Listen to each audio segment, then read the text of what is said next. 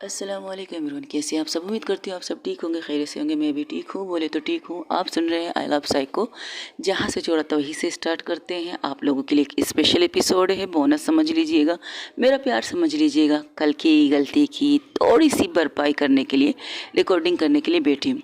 जहाँ से छोड़ा था वहीं से स्टार्ट करते हैं, जहाँ पर डॉक्टर रियान और डॉक्टर सितारा वहीं पर चेयर पर बाहर बैठ के बातें कर रहे थे। तब डॉक्टर रियान कहते हैं आगे क्या करना है। अब आपको क्या लगता है कि मिस्टर अनुराग वासु सुधर सकते हैं? बिल्कुल भी नहीं, कतई ही नहीं सुधर सकते।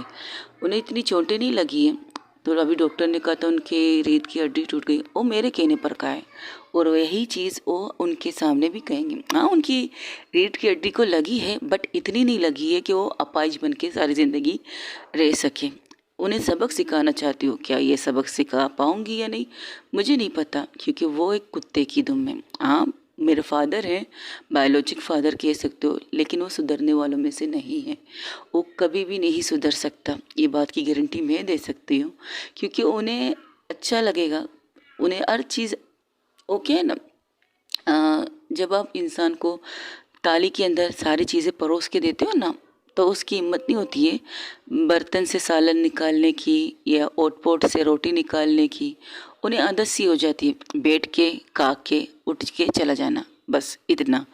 वो ताली मुझे उनके सामने से हटानी है और उन्हें ये बताना है कि आपके हाथ पैर सलामत है ना, तो आप अपना काम और अपना काम खुद से कर सकते हो। अगर तब भी नहीं सुधरे तो मेरे पास दूसरे भी तरीके हैं। अब ये डॉक्टर, उनको जब होश आएगा तो जब हिलेंगे नहीं, वो डुलेंगे नहीं, तो ये डॉक्टर उन्हें बताएगा कि उनकी रीढ़ की हड्डी टूट चुकी है, अब वो पूरी ज़िंदगी मोहताजी में जिएंगे। तब उनका रिएक्शन देखना चाहती हूँ। अगर तब भी नहीं सुधरे तो दूसरा तरीका है, उनकी वाइफ है ना, उनकी वाइफ जब उनके पास आएगी उन्हें ये कहेगी कि वो एक अपाहिज इंसान के साथ नहीं रहेंगे। तब मैं देखना चाहती हूँ तब उनका रिएक्शन क्या होता है।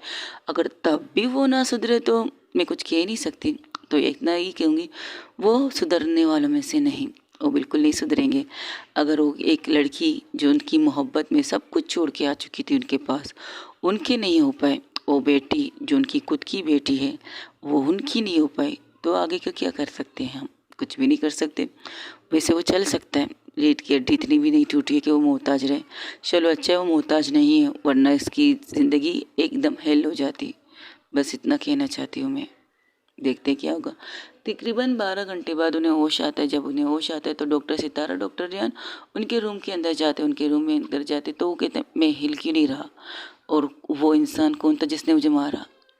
तब डॉक्टर सितारा आके उसके सामने कहती है आपके खुद के कर्म हैं जो अब आपके सामने आ रहे हैं, जो आपने किए हैं, जो आपने करवाए हैं, वो सारी चीज़ें अब आपके सामने आने वाली हैं।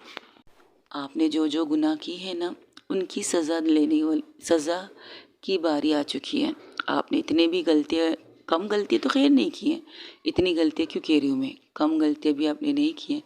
गुनाह पे गुनाह, गुनाह पे गुनाह, गलती पे गलती, गलती पे गलती, कभी आप सुधरोगे, कभी आप सुधरोगे, लेकिन आप सुधरे नहीं। तो मैं बता दूँ, आपको याद है एक कुछ साल पहले एक लड़का, यंग लड़का जिसकी लाइफ अभी शुरू होने वाली थी, वो एक्सीडेंट होके आपके हॉस्पिटल में आया था। तब आप बहुत ज़्यादा नामचीन डॉक्टर हो चुके थे, तब वो आपके पास आया था। तो केस जिसे आपको करना था, लेकिन आपने पैसों की वजह से करने से मना किया है, क्योंकि उसके बाप के पास पैसे इमरजेंसी में नहीं थे। तो उसने कहा था वो किसी भी तरह से करके कहीं पर भी उधार लेकर अपना घर बेचकर अपने इकलौते बेटे को बचाएगा। लेकिन आपने क्या कहा, पहले पैसे बाद में ऑपरेशन। आपने इतनी सख्ती दिखाई थी उस वक्त। आपने ये नहीं सोचा कि वो यंग है, जवान है, उसकी ज़िंदगी अभी शुरू होने वाली, उसके सपने, उसके ड्रीम, बहुत सी चीज़ें होंगी, लेकिन आप उस बच्चे की मौत के कारण बन गए।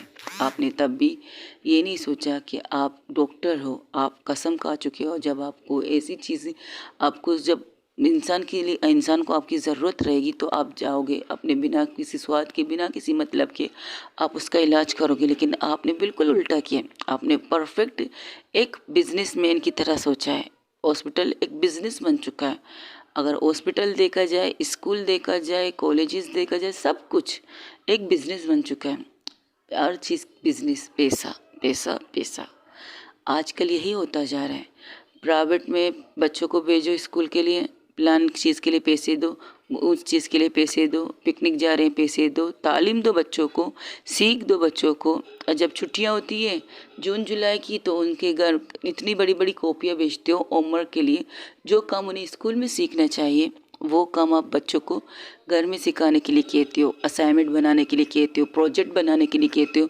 कुछ ट्यूशन वाले ऐसे होते हैं जो प्रोजेक्ट पूरा भी नहीं करते। वैसे बिल्कुल वैसे बिजनेस हो गई स्कूल, इस तरह कॉलेजेस होते हैं, इस तरह हमारे ये हॉस्पिटल। हाँ, जब तक आप बिल ना दें, जब तक आप रसीद ना काटें, तब तक आप एक डॉक्टर के केबिन में जा भी नहीं सकते। पेशेंट आता है, पहले लाइन पे खड़ा होता है, लाइन में खड़ा होकर वो बोलता है मुझे इस डॉक्टर का अपॉइंटमेंट चाहिए, इस डॉक्टर से मिलना है। तो पहले पैसे दो, फिर जाके उस केबिन के बाहर बैठो। अगर डॉक्टर कॉफ़ी पी रहा है, चाय पी रहा है या लंच कर रहा है, तब तक वेट करते रहो। वो मरीज़ तड़प रहा है दर्द से बिलख रहा है कि मुझे डॉक्टर को दिखाने दो। अगर उसके दोस्त आए डॉक्टर के, या डॉक्टर का कोई ग्रुप आया जो मेडिकल लाते हैं ना चेक करने के लिए, ये मेडिकल है, आप ये दवाई इस्तेमाल करें, वो दवाई इस्तेमाल करें, एक टीम आती, उनके साथ मीटिंग कर रहा होता है। इनके बिजनेस यहाँ भी कमाना है और उनके मेडिकल को लोगों को देकर वहाँ पर भी कमाना है। एक तरह बिजनेस होता है ना सर। तो बिजनेस आपने जो किया है ना, उसका अब हिसाब किताब आपको पूरा करना है। जो गलतियाँ, जो गुनाह आपने किए, तो वो इंसान ने आपसे बदला लिया, आपको मार के, आपको इस कदर मारा कि आपको मारते मारते रोड पे दिक्कत दे पुश कर दिया, जिसकी वजह से एक पास गाड़ी आके आपको कुचल चुकी थी, मतलब कुचल नहीं, उड़ा चुकी थी, जिसकी वजह से आपकी रीढ़ की हड्डी टूट चुकी और आप सारी ज़िंदगी अपाहिज रहेंगे। तुम झूठ बोल रही हो, तुम जानबूझ के तुमने उसे मेरा एड्रेस दिया था ना। वो बहुत सालों से मेरे पीछे पड़ा था, इसलिए तुम्हें यहाँ नहीं आ रहा था। तुमने मुझे बर्बाद करने के लिए मुझे ये सब किया है, तुम मुझे मारना चाहती हो, तुम मेरी बेटी हो, तुम ऐसा कैसे करते हो? अरे वाह, हाँ आपने क्या कहा, मैं आपकी बेटी हूँ? फिर से कहेंगे आप कि मैं आपकी बेटी हूँ? मेरा कान थोड़ा सा स्लो हो चुका है, या मेरे कान में कुछ कचरा वगैरह चला गया? क्या बकवास है, बकवास, यही बकवास जो भी थोड़ी देर पहले आपने किया है, ये बकवास ही तो है। पता है, जब आपने लोग भेजे मुझे मारने के लिए, तब आपको नहीं लगा था कि मैं आपकी बेटी हूँ, आपकी सगी बेटी, आपकी वारिस, इकलौती वारिस। इसके बाद तो आपको बच्चे होंगे नहीं, या बच्चे आप करेंगे नहीं, ये आपकी प्रॉब्लम है, लेकिन इकलौती वारिस थी। तब तो आपने गुंडे भेजे थे मुझे मारने के लिए, तब आपने ये नहीं सोचा था यू आर माई फादर, आपको ऐसा नहीं करना चाहिए, तब आपने नहीं सोचा, तो मैं अब क्यों सोचूं?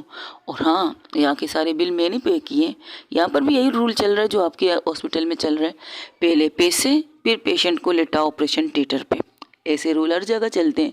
तो मैंने आपके इलाज के लिए पैसे जमा कर दिए, अब आपको कब तक उठना है ये तो मैं नहीं कह सकता, क्योंकि ये डॉक्टर इन्होंने आपका ऑपरेशन किया, इसने किया, तुम्हारा दिमाग खराब है, इस डॉक्टर ने मेरा ऑपरेशन किया है। क्यों? ये तो आप ही का स्टूडेंट रह चुका है, आपका बेस्ट स्टूडेंट कहलाया जाता है ये। इसकी तुमने मेरा ऑपरेशन किया है, तुमने इन्हें कुछ किया होगा, तुमने मेरे साथ कुछ किया होगा। अरे अरे अरे अरे, इस क्या, एक मिनट, क्या आपने इसके बाप से भी पैसे लेकर इसे डॉक्टर बनाया है, डॉक्टर की डिग्री? ओ माय गॉड, आपकी लाइफ तो हेल हो चुकी है सर, मेरा मतलब पिताजी, डैडी, आपकी लाइफ हेल हो चुकी है। जो स्टूडेंट नाकारा, जिस स्टूडेंट को आपने पैसे लेकर डॉक्टर बनाया, उस इंसान ने आपका ऑपरेशन किया और आपकी रीढ़ की हड्डी को ब्लॉक कर दिया, मतलब तोड़ दिया, यानी कि ज़िंदगी भर आपको मोहताज कर दिया। क्या बात है, क्या बात है। अगर अब भी आप नहीं सुधरे ना, पता नहीं आपके साथ क्या आगे होने वाला है। तब वहाँ पर एक रूम में उनकी वाइफ आती है, उनकी वाइफ को देख कर कहती, डार्लिंग मेरी बीबी आ गई है। उनकी वाइफ अंदर आती है, उनको देख कर एकदम एक्टिंग करना स्टार्ट कर देते, रोने स्टार्ट कर देते, कहते बीबी डार्लिंग मेरी कमर, मेरे पाँव नहीं हिल रहे स्वीटहार्ट, मुझे कुछ करो, अच्छे डॉक्टर बुलाओ, ये डॉक्टर अच्छा नहीं है, ये डॉक्टर। उसकी वाइफ क्या कहती, डोंट वरी, मैंने डॉक्टर बुला दिए, वो आते ही होंगे, लेकिन ये तो बेस्ट डॉक्टर है, तुम ही तो इसकी तारीफ़ करते थे ना। उनकी वाइफ फॉरेनर थी, लेकिन बात बहुत अच्छी तरह से कर रही थी, तो वो कहती तुम ही तो इसकी तारीफ़ करते थे ना, you are best student with you, तुम्हारी बेस्ट स्टूडेंट रह चुका है ये, तो तुम क्यों कन्फ्यूज़ हो कि इसने तुम्हारा गलत ऑपरेशन किया है? बोलो, तो चुप हो जाते हैं। अब वो अपना कांड कैसे बोलेगा? तब डॉक्टर रेहान कहते हैं, अब बोल भी दे अंकल जी, क्या कहेंगे आप आंटी से कि आपकी नकली, आपके पैसों की वजह से ये डॉक्टर बना है, आपके पैसों की वजह से ये एक बहुत स्पेशल डिग्री मिली है उसे, जो उसे नहीं मिलनी चाहिए। तब वो कहता है, मैंने अपनी करियर की में तुम चुप रहो, तुम चुप रहो और दफ़ा हो जाओ यहाँ से। और अभी बात पूरी करने ही वाला था, पूरी कहाँ करता बेचारा, अटक अटक के तो बात ही कर रहा था। तो डॉक्टर सितारा मतलब अनुराग वासु से चुप करा के रूम से बाहर भेज देते हैं। तब वो डॉक्टर सितारा की तरफ देखे, कहती ये कौन है? तो ये कहती ये डॉक्टर्स हैं। ओह आप लोग डॉक्टर हो तो प्लीज़ इनका चेकअप करवाओ, क्योंकि उनकी मिसेस को भी नहीं पता था कि उनकी एक बेटी भी है। तब वो उनकी तरफ देखे, कहती क्या मैं डॉक्टर हूँ? Seriously dad? जैसे ही वो डैड कहती है, उनकी वाइफ उन्हें घूर के देखती है तो कहती क्या मतलब, शी इज़ योर डॉटर? वो कहती है ओ सर इलाके, वो कुछ नहीं कहता, बस घूर के सितारा को देख रहा था। तब सितारा आगे बढ़कर कहती hi I am doctor Sitara, doctor Sitara Anurag Vasu मेरा नाम, पूरा नाम है, और शी इज़ माई फादर, और आप शायद इनकी सेकंड वाइफ हैं, मिस टीना, एम राइट? तो कहती हाँ मेरा नाम टीना है। तुम्हें मेरे बारे में कैसे पता? एक्चुअली मेरे फादर ने आपको मेरे बारे में नहीं बताया, लेकिन मैं आपके बारे में अच्छी तरह जानती हूँ। आप बहुत अच्छी साइकोलॉजिस्ट हैं, बहुत अच्छी डॉक्टर हैं, आपकी बहुत ज़्यादा कह सकते हो नाम है यूके में। आप एक सब, आपसे मिलने के लिए लोग तरस जाते हैं, आपसे मिलने के लिए लोग टाइम लेते हैं, आपसे मिलने के लिए लोग एक हफ्ते पहले का टाइम लेते हैं, तब कहीं जाकर आपके साथ रूबरू बैठ के बात करते हैं, अपनी चीज़ें डिस्कस करते हैं। आपके बारे में कौन नहीं जानता, आपको हर मैगज़ीन में पढ़ती हूँ, फॉलो भी करती हूँ, बहुत अच्छी डॉक्टर हैं आप। मुझे खुशनसीबी है मेरी कि मैंने आपको इतनी बड़ी डॉक्टर को रूबरू देखा है। हो थैंक यू सो मच। और सितारा उसकी तारीफ़ करती है, तो सितारा को उसके डैड घूर के देखते हैं, वो कहते हैं ओके। तो इनकी कंडीशन जैसे कि उन डॉक्टर ने कहा शी इज़ पैरालाइज, वो अब कभी चल नहीं सकते। व्हाट? नहीं ऐसा नहीं हो सकता, मैंने यूके लेके जाऊंगी, वहाँ पर इनका इलाज करवाऊंगी, वहाँ पर बेस्ट से बेस्ट डॉक्टर थेरेपिस्ट वगैरह इनकी इलाज करेंगे तो ये ठीक हो जाएंगे। आई होप सो, शायद ठीक हो जाए या शायद नहीं भी हो जाए, क्योंकि गारंटी नहीं दे सकते ना, 50-50 चांसेस है। ऑपरेशन करने के बाद शायद ये ठीक हो जाए, अगर ऑपरेशन नहीं किया तो ये शायद ना भी हो जाए, अगर किया भी तब भी प्रॉब्लम, नहीं किया तब भी प्रॉब्लम, इनके दोनों सूरत में इनके लिए प्रॉब्लम ही प्रॉब्लम है। तो उसे घूर के देखते हैं। तो वो आके अपने करीब डेट के पास आके कहते हैं आपने तो एक अलग चाल चल दी मेरे लिए, अब मैं आपकी सज़ा किस तरह चुनूं? आपने जो काम किया वो रोकना चाहिए था ना आपको, लेकिन आपने किया, अब भी आप नहीं सुधरे, कोई बात नहीं। आप ना सही, मेरी मोम की बेगुनाही साबित करने के लिए मेरे पास बहुत से लोग हैं, उनके ज़रिए ही 1 घंटे बाद मैं अपनी मोम की बेगुनाही साबित करूँगी। टीवी के सामने ज़रूर रहिएगा, टीवी से नज़र मत हटाइएगा, नज़र हटी दुर्घटना घटी। और हाँ, ये जो आपकी बीबी जो आपको कह रही है ना आपको संभाल लेगी, आपको 1 हफ्ते 2 हफ्ते, ज़्यादा से ज़्यादा 3 हफ्ते, या ज़्यादा से ज़्यादा 2 3 4 5 महीने, इससे ज़्यादा कोई भी किसी को उठाए। और आपके लिए एक सर्वेंट लग सकती है, एक नर्स रख सकता है, एक बॉय लग सकता है जो आपका देखभाल करेगा।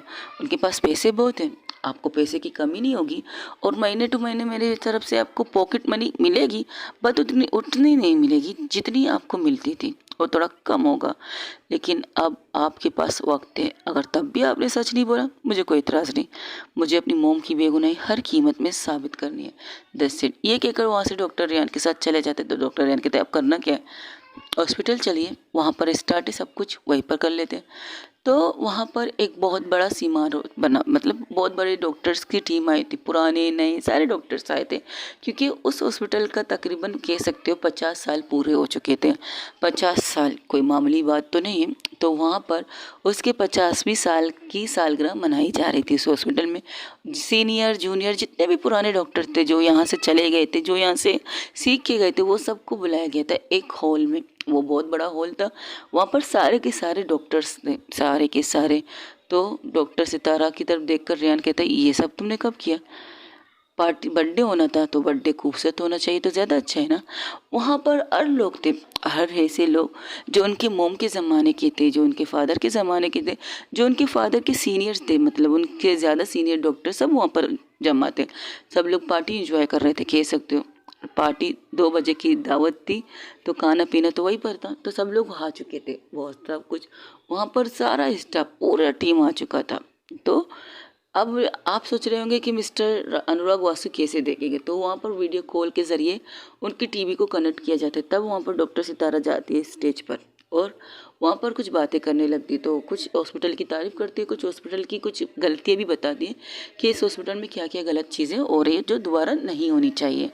और वहाँ पर ये भी कहती, सबसे पहले मैं इस चीज़ को बंद करूँगी कि पेशेंट आए पहले पैसे बाद में पेशेंट नहीं, पहले पेशेंट को देखा जाएगा तब कहीं जाकर पेशेंट के पेमेंट वगैरह किया जाएगा।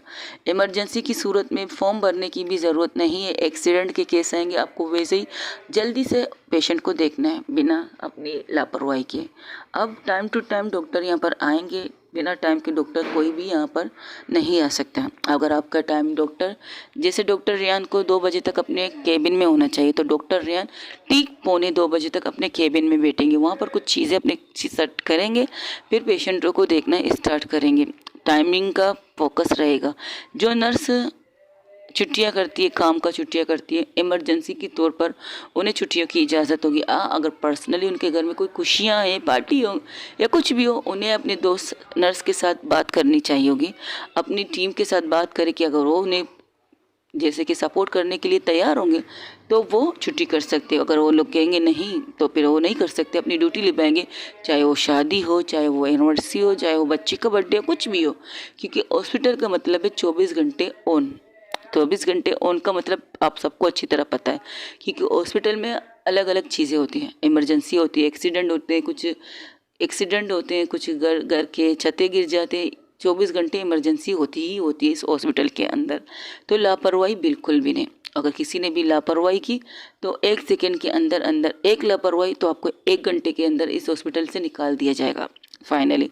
और आज इस हॉस्पिटल का 50वां सालगिरह है। इस 50वें सालगिरह पर आपको आने का मैं बहुत देर से स्वागत करती हूँ। थैंक यू सो मच, आप सब लोग आए। नई जनरेशन भी है यहाँ पर, पुरानी जनरेशन भी है, इससे भी पुरानी जनरेशन है।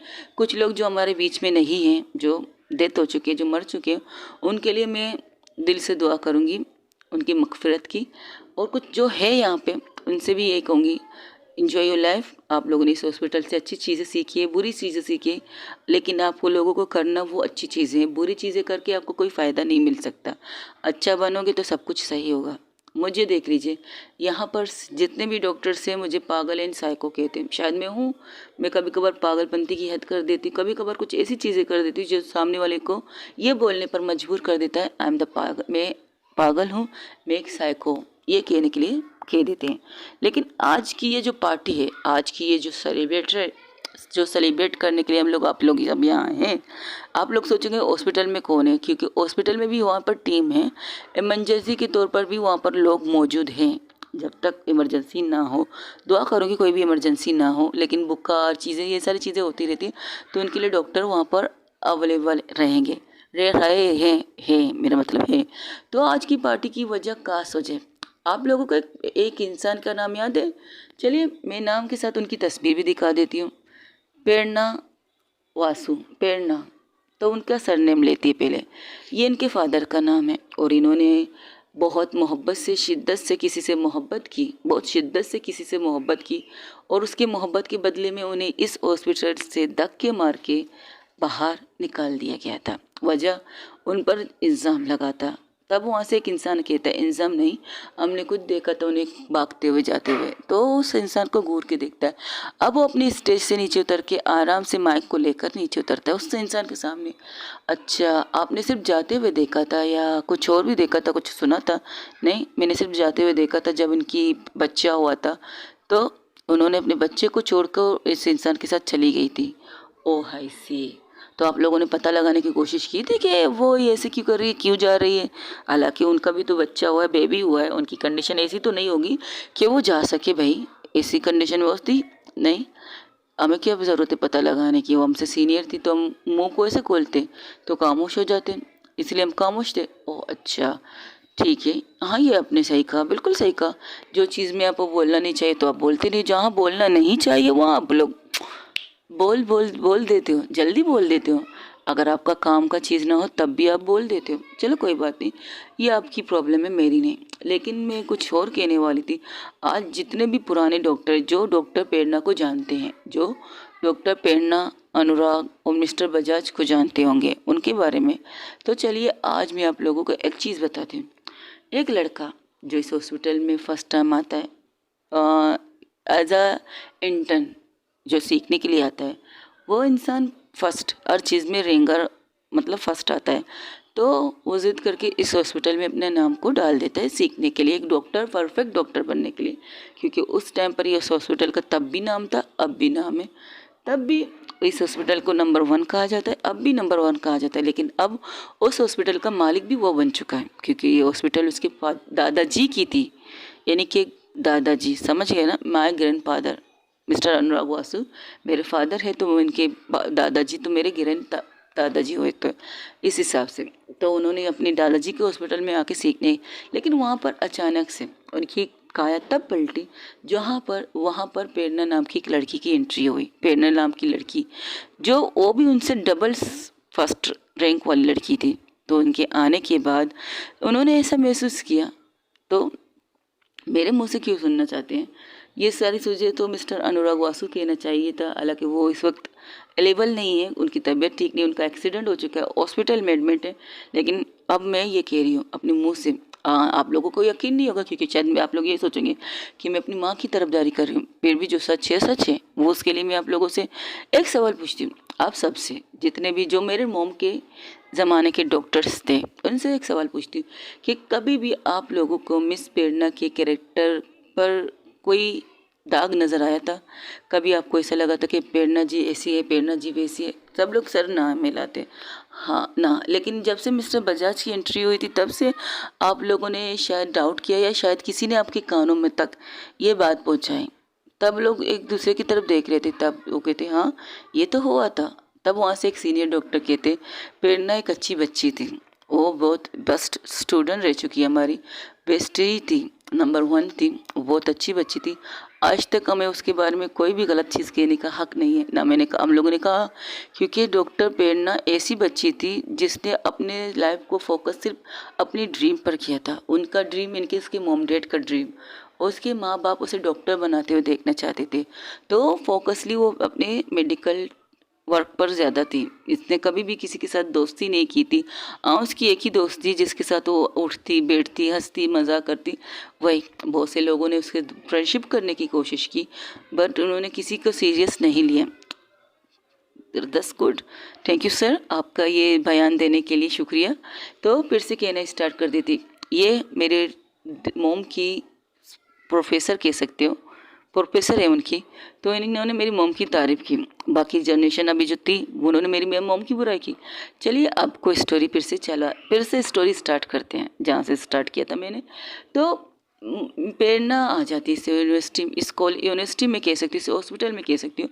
प्रेरणा की एंट्री हो जाती है। जब फर्स्ट टेस्ट होता है तब मिस्टर अनुराग वासु को झटका मिलता है। ये झटका मिलता है कि उससे भी स्ट्रॉन्ग माइंड की लड़की आ चुकी है। हालांकि उसकी पैशनेट नहीं था, उन्हें वो डॉक्टर भी नहीं बनना था, वो बस आवारा पंछी थे। वो हर जगह जाने की ख्वाहिश रखते थे। एक मनचला इंसान कह सकते हो ना, मुझे डॉक्टर भी बनना है, मुझे वकील बनना है, मुझे ये बनना है, मुझे वो बनना है, मुझे वो बनना है, वो बनना है, ऐसे। हालांकि उनके पास पैसों की कमी नहीं थी, उनके पास बिजनेस की कमी नहीं थी। उनके फादर एक बहुत बड़े बिजनेसमैन थे, और ये हॉस्पिटल उनके दादाजी ने कुछ से अपने बिजनेस के ज़रिए ही खोला था। वो लोग कोई डॉक्टर वगैरह नहीं थे।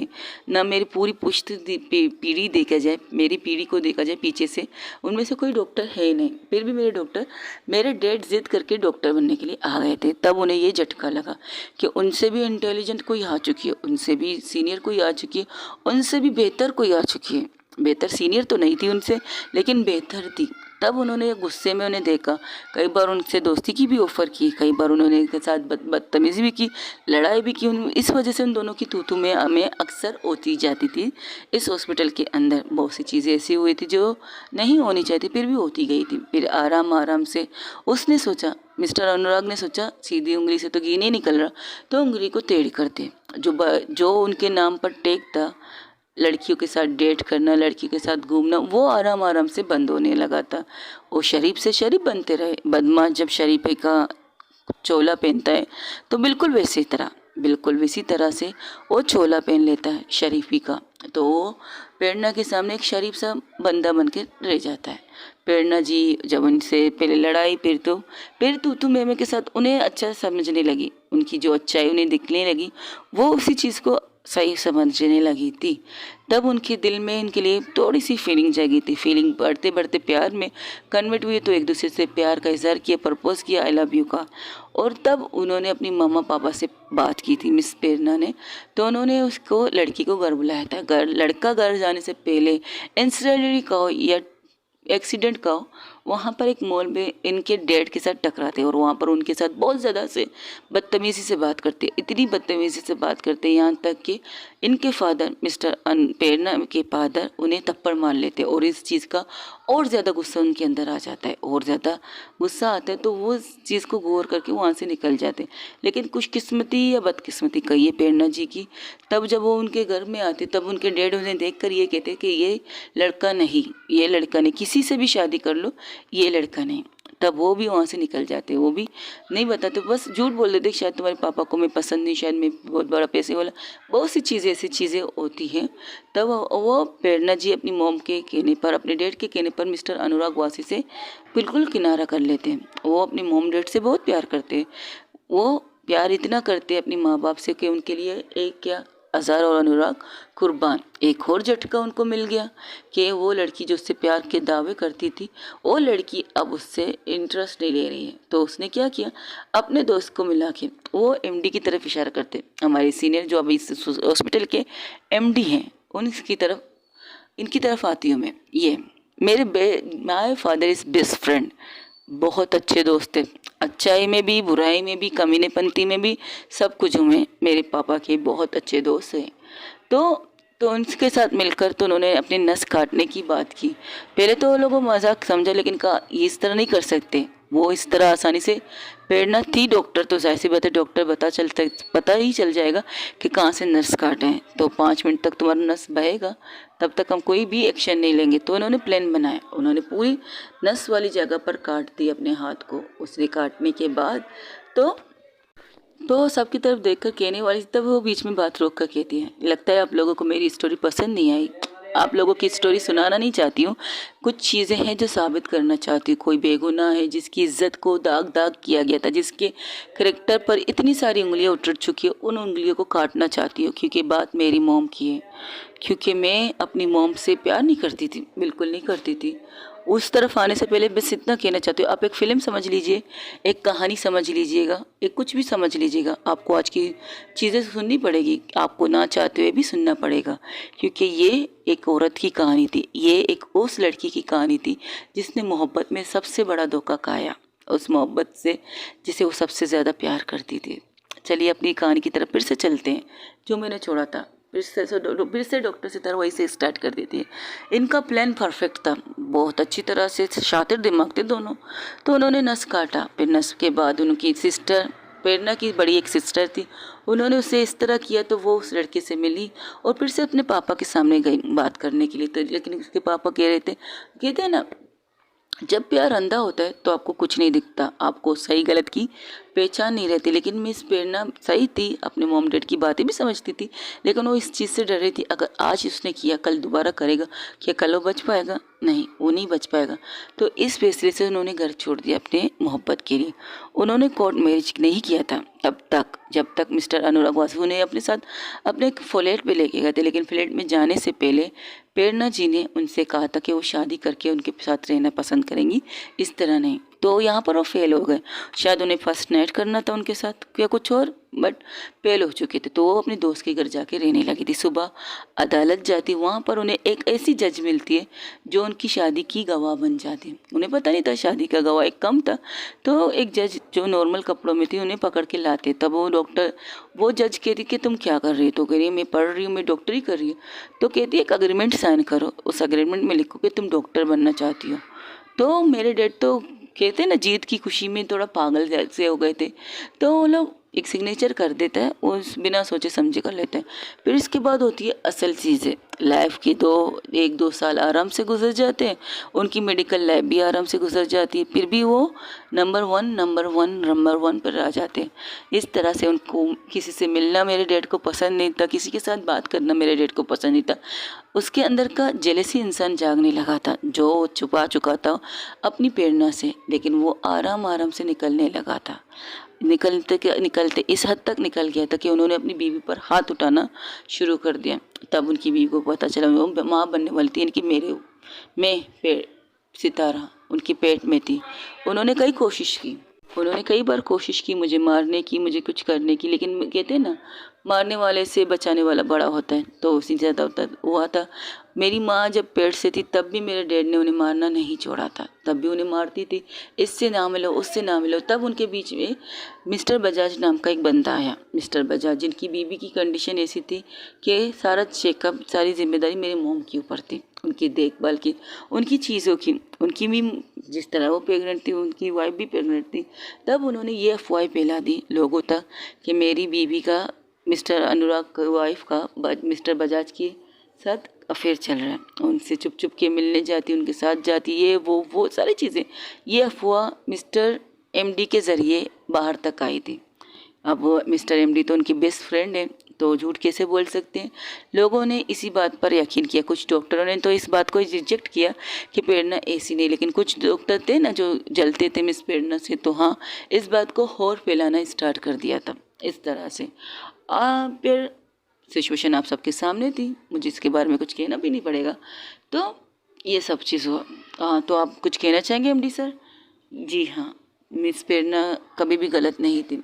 हमारे दोस्त को एक प्रॉब्लम है, उसे खुद में फर्स्ट दिखाना ज़रूरी होता है, उसे खुद को नंबर 1 बनाना ज़रूरी था। वो अपने आप को नंबर 1 समझता है, तो नंबर 1 ही अपने आप को दिखाता था, इसलिए उसने ये सारी चीज़ें की थी। उसे प्रेरणा से प्यार नहीं था, बस एक गुस्सा था, क्योंकि प्रेरणा हर बार उसके सामने आ जाती थी नंबर 1 बन के। उसे प्रेरणा से तब भी प्यार नहीं हुआ था जब उसने उससे शादी भी की थी, तब भी नहीं। और दूसरा गुस्सा उसके डेट पर था कि सरेआम बीच बाज़ार में उन्होंने उस पर हाथ उठाया था, उस चीज़ का और ज़्यादा डबल गुस्सा था।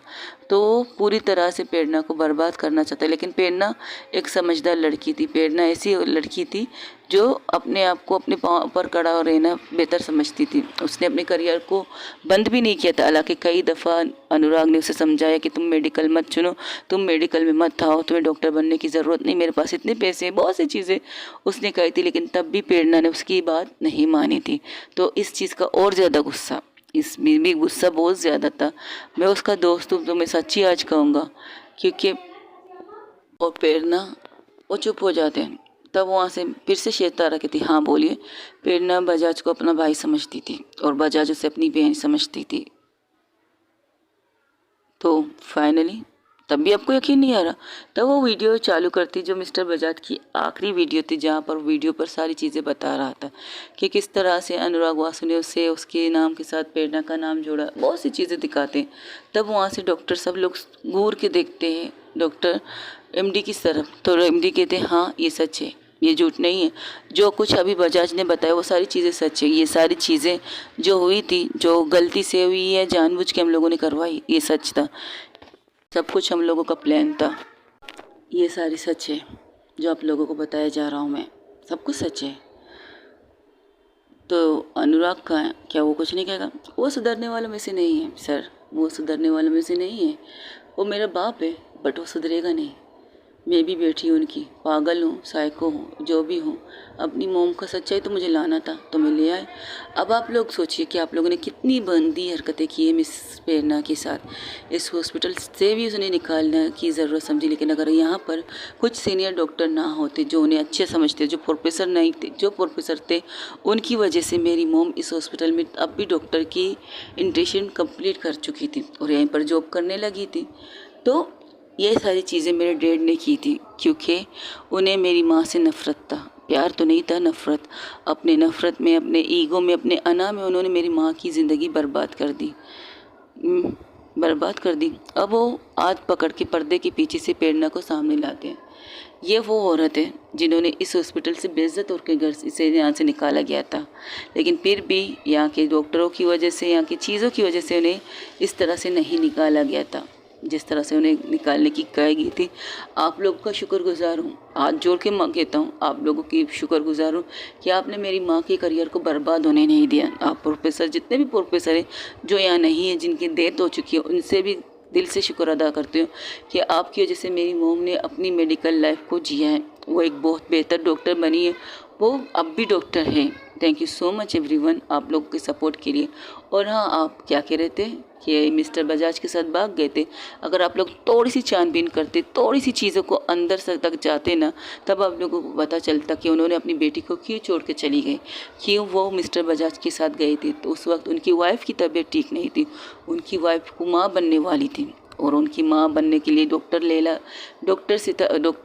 प्रेरणा का वहाँ होना ज़रूरी था। इसलिए उन्होंने वहाँ जाना बेहतर समझा अपनी बेटी को छोड़कर। और इसी चीज़ का फ़ायदा मेरे डैड को बहुत अच्छी तरह से मिल चुका था। इसी चीज़ का बात लेकर उन्होंने मुझे मेरी माँ से दूर किया। जब अदालत में मेरी बार में केस चला तब, और मैं सबसे बड़ी गुनहगार तो मैं अपनी मोम की हूँ। मेरी माँ कहते हैं एक लड़की अपनी माँ के करीब, डैड के भी करीब होती, माँ के करीब, लेकिन मेरा बचपन अजीब तरीके से गुजरा, लोगों की बातों से गुजरा, लोगों की चीज़ों से गुजरा। मैं डॉक्टर बनना नहीं चाहती थी, मेरे डैड ने मुझे डॉक्टर बनाया क्योंकि उन्हें कमायू बेटी चाहिए थी जो कमा के उन्हें खिला सके, उन्हें काम नहीं करना था। हालांकि वो डॉक्टर है, बेस्ट डॉक्टर किसी तरह से भी बन गए, लेकिन डॉक्टर हैं, वो बेस्ट डॉक्टर उनमें से है कि, लेकिन उन्होंने अपने आप को जंग लगा दिया खुद को एक जगह पर रखकर। आज मैं ये सारी चीज़ें इसलिए कह रही हूँ क्योंकि आज के दिन ही मेरी मोम को बेइज्जत करके निकाला गया था इस हॉस्पिटल से, और आज ही के दिन मेरी मोम यहाँ से चली गई थी, और आज ही के दिन उन्होंने मुझे पैदा किया था। यानी कि तारीख वही, साल बदल चुके हैं, चीज़ें बदल चुकी हैं, तारीख और महीना वही आता है आज के दिन। तो आज के दिन ही मुझे सही लगा अपनी मोम की बेगुनाही साबित करने का, और ये कहकर वो झुक के अपनी मोम के कदमों में बैठ जाती है डॉक्टर सितारा। जब आपको समझने का टाइम था, समझ नहीं पाई, क्योंकि मेरे सामने, मेरे दिल में, मेरे दिमाग में, मेरी नज़रों में आपको बुरा बताया गया था। आपके बारे में बहुत सी चीज़ें मुझे कही गई थी, बहुत सी चीज़ें। एक बच्चे को क्या चाहिए था, माँ का प्यार, बाप का प्यार, तो मुझे दोनों नहीं मिला था, तो मैं खुद को पागल बनाने लगी थी। और तो डॉक्टर रेहान का साथ ना होता ना, तो किसी पागल खाने में मैं आपको मिल जाती।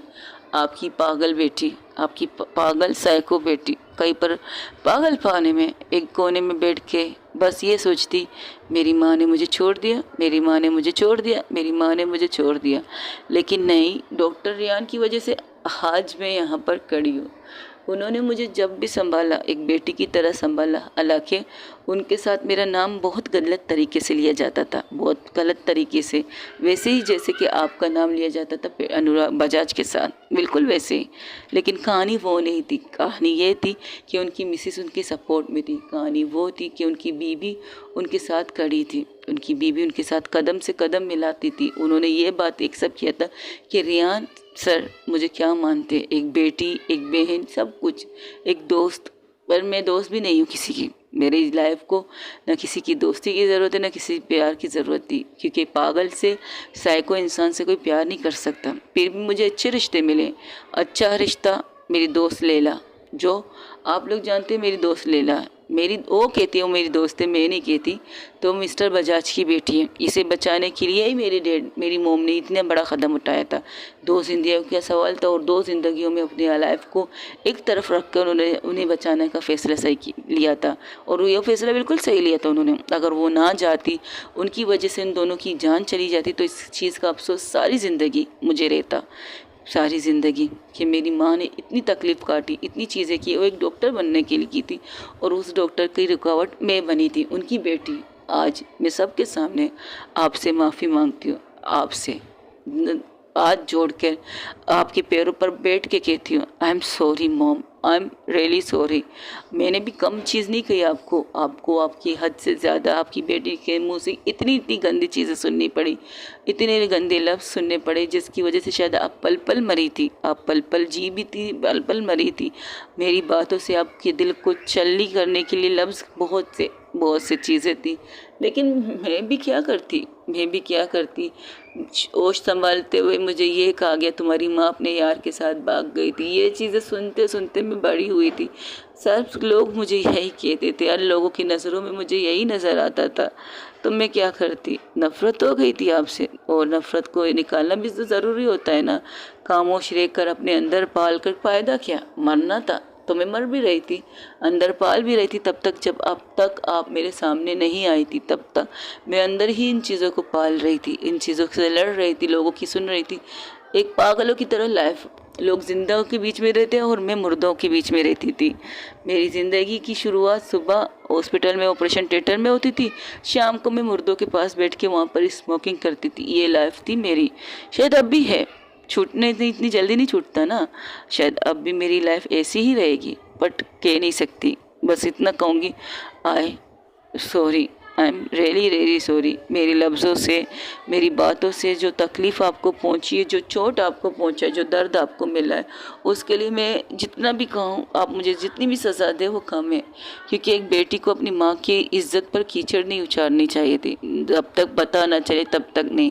अदालत भी अगर किसी मुजरिम को सज़ा देती है ना, तो उसके बारे में पूछती है, उससे कहती है कि अपने बयान में कुछ कहो। कई दफ़ा डॉक्टर रियान ने मुझसे कहा था, कई दफ़ा उनकी माँ ने मुझसे कहा था, कई दफ़ा उनकी नानी ने मुझसे कहा था कि एक दफ़ा अपनी माँ का भी सुन लो। अगर मेरी बेटी अब तक तुम्हारी माँ के साथ खड़ी है तो सोचो, मेरी बेटी गलत इंसानों के साथ खड़ी नहीं रह सकती। लेकिन मैं ये कहती थी नहीं, आप उनकी दोस्त थे, इसलिए उनको सही गलत में उनका साथ देना उनका फ़र्ज़ है, यही कहती थी मैं। और यही होता था मेरे साथ, बिल्कुल यही। मुझे आपकी बात सुननी चाहिए थी, आपकी। अब भी मैं यकीन नहीं करता मिस्टर बजाज पर।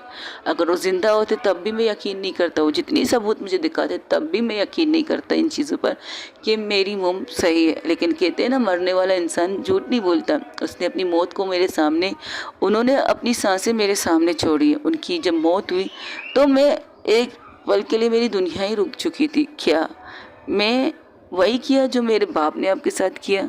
वही तकलीफ़ जो मेरे बाप ने आपको दी, वही तकलीफ़ मैंने भी आपको दी। शायद आपके कितने अरमान थे, आप मुझे पैदा करना भी चाहती थी, नहीं भी करना चाहती थी। इन कश्मकश में मैं आपकी दुनिया में आ गई थी, लेकिन आप मुझसे बेतहाशा प्यार करते। आपकी प्यार की वजह डॉक्टर रियान, जिन्होंने मुझे संभाला, उनकी मॉम जिन्होंने मेरा देखभाल किया, बिल्कुल किया। मैं उनके साथ इसलिए चिढ़कर बात करती थी कि क्योंकि वो आपको अपनी दोस्त मानते थे, वो आपको अपनी अच्छी दोस्त मानती। इस चीज़ से मैं चिढ़ता था, बहुत ज़्यादा चिढ़ता था, और अच्छा खासा चिढ़ता था। और इसी वजह से मैं उनके साथ भी बदतमीज़ी करता था। उस दिन मुझे हॉस्पिटल में उन्होंने मुझसे पूछा था कि तुम्हें नहीं लगता कि तुम्हें अपनी माँ से माफ़ी मांगना चाहिए? और मैंने भी कहा था, जब तक मैं अपनी माँ की बेगुनाही उन लोगों के सामने पेश ना कर दूँ, जिन लोगों के सामने उन्हें बेइज्जत करके इस हॉस्पिटल से निकालने के लिए कहा गया था, तब नहीं निकाला गया था कि उनकी लाइफ की करियर की शुरुआत हो रही थी। और मैं आज सबके सामने, उन्हीं सबके सामने उनसे माफ़ी मांगती। मैंने उनके सामने उनकी बेइज्जती नहीं की है, लेकिन मेरे डैड ने की है, मेरे बायोलॉजिक फादर ने की है, जिन्हें मुझे पैदा करने का कारण तो बना, लेकिन एक बाप नहीं बन पाया। मैं उनके मुंह से ये सारी सच्चाई निकालना चाहती थी, लेकिन क्या है ना, वो कमीने इंसान है, वो कभी सुधरेंगे नहीं। हाँ, एक फादर को मैं गाली दे रही, एक बेटी अपने बाप की बेइज्जती सबके सामने कर रही है, तो मेरे ज़िंदगी की भी तो बेइज्जती उन्होंने की है ना। मुझे यहाँ से दर पदर भटकने के लिए भी मजबूर उन्होंने किया। वो अपनी ज़िंदगी जीने के लिए यहाँ से चले गए थे कनाडा में, अपनी लाइफ को अच्छी तरह से कर रहे थे, अपनी लाइफ को एंजॉय कर रहे थे। और यहाँ पर उनकी बेटी कैसी है, ठीक है, मर रही है, ज़िंदा है, उनको इस चीज़ से कोई भी लेना देना नहीं था, कुछ भी लेना देना नहीं था इस चीज़ से कि उनकी बेटी ज़िंदा है या मर चुकी है, बिल्कुल भी नहीं। बस एक थी, उनके पॉकेट मनी मिलती रही। फिर मुझे पता चला कि मेरे डैड ने, मेरी दादी ने उनकी सारी प्रॉपर्टी मेरे नाम पे कर दी। तो मैंने सोचा मेरे डैड मुझे मार के भी पैसे ले सकते थे, लेकिन क्या है ना, मुझे मारने के बाद भी उन्हें कुछ नहीं मिलता, कुछ भी नहीं मिलता। सारी चीज़ें, जो पैसे चीज़ें थी, वो सारी ट्रस्ट में चली जाती। और मेरे डैड ने इसलिए मुझे ज़िंदा रखा, कम से कम उन्हें पॉकेट मनी तो मिलती है ना उनकी, मेरी तरफ से, तो इसलिए मैं ज़िंदा थी। काश मैं ज़िंदा ही नहीं होती तो इतना कुछ नहीं होता ना आपके साथ मोम। अगर आप मुझे पैदा करते ही मार देती तो इतना कुछ नहीं सहना पड़ता आपको। आपने उस इंसान के सामने झुकी, उसके पैर तक पड़ी मेरे लिए, मुझे हासिल करने के लिए, लेकिन फिर भी कुछ हासिल नहीं किया आपने। आपने अपनी ज़िंदगी को मेरी नफ़रत से जिया, मेरी नफ़रत, मेरे बातों से आपने पूरी लाइफ को जिया था। आपने उन इंसान से डिवोर्स तक नहीं लिया था, क्योंकि वो आपके हस्बैंड नहीं, मेरे बाप हैं। इसलिए आपने मुझे उनके नाम के साथ, अपने नाम के साथ उनका नाम जोड़े हुए रखना चाहा। आप चाहती तो उनसे डिवोर्स ले सकती थी, लेकिन नहीं लिया। आपकी इस चीज़ के लिए मैं बहुत खुश हूँ। लेकिन बाद में पता चला कि आपने डिवोर्स ले लिया। डिवोर्स के बाद आप लोग मुझे अपनी मेरी कस्टडी लेने के लिए केस किया था। मैं फिर से कहती हूँ, मैं एक अच्छी बेटी नहीं बन पाई, बिल्कुल भी नहीं। मैं उसी इंसान का खून हूँ, उसी की इंसान की खून मेरे अंदर चलता है। मैं डरती हूँ इस चीज़ से, कहीं मैं खुद को इसी तरह ना कर दूँ जो वो इंसान है। मुझे रिश्ते संभालने नहीं आते, मेरे पास कोई रिश्ता नहीं है। ना माँ का रिश्ता था, ना बाप का रिश्ता था, ना दोस्ती का रिश्ता था, ना कुछ भी। मैं डॉक्टर रियान के साथ भी बदतमीज़ी करती थी, उनके साथ भी उनकी बातें सुनती थी,